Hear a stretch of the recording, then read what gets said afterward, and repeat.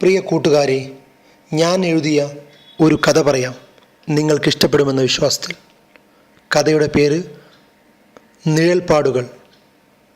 നീണ്ട 20 വർഷങ്ങൾ പിതൃത്വം നിഷേധിക്കപ്പെട്ട ഹതഭാഗ്യൻ്റെ റോൾ ജീവിതത്തിൽ ആടിത്തീർക്കുക അത്ര എളുപ്പമായിരുന്നില്ല. ഓർമ്മ വെച്ച നാൾ മുതൽ വെറും കേട്ടുകേൾവി മാത്രമുള്ള അച്ഛൻ എന്ന സങ്കല്പം, ഹൃദയത്തിൻ്റെ കോണിലെവിടെയോ ഒരു വിങ്ങൽ. കഷ്ടതയ്ക്ക് നടുവിൽ അമ്മയുടെ ആത്മബലവും ആൺകുട്ടി എന്ന സമൂഹത്തിൻ്റെ പരിഗണനയും എന്നിലൂടെ എൻ്റെ അമ്മയെ ജീവിക്കാൻ പ്രേരിപ്പിച്ചു. അമ്മയുടെ കൈപ്പേറിയ ജീവിതത്തിനിടയിലും അമ്മ പലപ്പോഴും ആത്മകഥം പോലെ പറയുമായിരുന്നു, മോനൊരു പെൺകുട്ടിയായിരുന്നേൽ അമ്മ എപ്പോഴേ ജീവനൊടുക്കിയേനെ. അച്ഛൻ്റെ സമ്പൽ സമൃദ്ധമായ ജീവിതത്തിൽ ബലിയാടാക്കപ്പെട്ട എൻ്റെ ചെറുപ്പം വേദനാജനകമായിരുന്നു. കണ്ണീരോടെ മാത്രം ഓർത്തെടുക്കാവുന്ന എൻ്റെ ബാല്യം അച്ഛനും അമ്മയും ജീവിച്ചിരിക്കെ അനാഥാലയ 4 ചുവരുകൾക്കുള്ളിൽ തളയ്ക്കപ്പെട്ട ബാല്യം.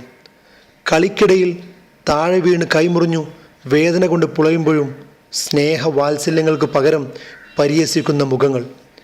ഒരിക്കൽ ദാഹം സഹിക്കവയ്യാതെ വാവിട്ട് കരഞ്ഞപ്പോൾ ശല്യമെന്ന് പറഞ്ഞ് ഹോസ്റ്റൽ വാർഡൻ കയ്യിൽ കിട്ടിയ വെളിച്ചെണ്ണ കുപ്പി എൻ്റെ അണ്ണാക്കിലേക്ക് കമിഴ്ത്തി. വഴുവഴുപ്പിനിടയിലും ഞാനത് ആർത്തിയോടെ കുടിച്ചു. ഒച്ച വെച്ചാൽ കൊന്നുകളയുമെന്ന ഭീഷണിക്ക് മുൻപിൽ പേടമാൻ വേട്ടക്കാരൻ്റെ മുൻപിൽ അകപ്പെട്ട മരണഭയവുമായി വിങ്ങിപ്പൊട്ടിയ നാളുകൾ. ഇടവിട്ട മാസങ്ങളിൽ എനിക്കിഷ്ടപ്പെട്ട ഭക്ഷണവുമായി ഓടിക്കിതച്ചെത്തുന്ന അമ്മയുടെ മുഖം.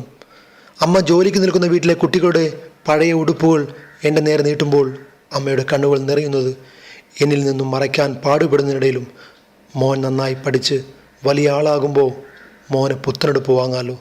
വേദനയ്ക്കിടയിലും സന്തോഷകരമായ നിമിഷങ്ങൾ നൽകിയ നാളുകൾ. മകന് വേണ്ടി ജീവിതമർപ്പിച്ച പാവം അമ്മ. ദൈവസൃഷ്ടിയിൽ ഭംഗിയേറിയ ആൺവേശിയാക്കപ്പെട്ട വേദനാജനകമായ ചെറുപ്പകാലം.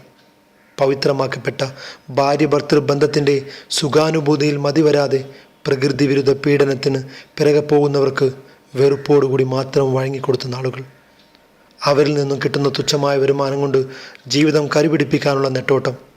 മോഹന വാഗ്ദാനങ്ങൾക്ക് ജീവിതത്തിൽ നിമിഷ നേരത്തെ ആയുസുള്ളൂ എന്ന് മനസ്സിലാക്കി തന്ന നാളുകൾ. മറ്റുള്ളവരുടെ ആട്ടും തുപ്പുമേറ്റു വളർന്ന പിന്നിട്ട കാലങ്ങൾ. അതികഠിനമായ യാത്രക്കൊടുവിൽ ഞാൻ വിജയിച്ചു കയറിയപ്പോഴേക്ക് പ്രതാപവും ചോരത്തിളപ്പും നഷ്ടപ്പെട്ടവനായി തിരികെ എത്തിയ അച്ഛനെ എല്ലാം മറന്ന് 2 കൈയും നീട്ടി സ്വീകരിച്ച, മനസാക്ഷിയെ ബലിയാടാക്കുന്ന പ്രവൃത്തിമണ്ഡലം പണിയാൻ അമ്മയുമായി കൂട്ടുപിടിച്ച് അച്ഛൻ കാട്ടിക്കൂട്ടുന്ന കൊള്ളരുതായ്മകൾ വേദനയോടെ നോക്കി നിൽക്കാനേ എനിക്കായുള്ളൂ. വേലിയിൽ കിടന്ന പാമ്പിനെടുത്ത് തോളത്തിട്ട അവസ്ഥ. ചെയ്തു കൂട്ടിയ പാപത്തിൻ മോചനശ്രമം ശിഷ്ടകാലം കൊണ്ട് നേടിയെടുക്കുന്നതിന് പകരം വിഷമയമായ ജീവിതശൈലി പിന്തുടർന്നാൽ തെരുവോരങ്ങൾ മരണമെന്ന സമസ്യക്ക് പാവിരിച്ചേക്കാം. ഞാൻ കഥ നിർത്തട്ടെ. ഷംസുദ്ദീൻ തോപ്പിൽ.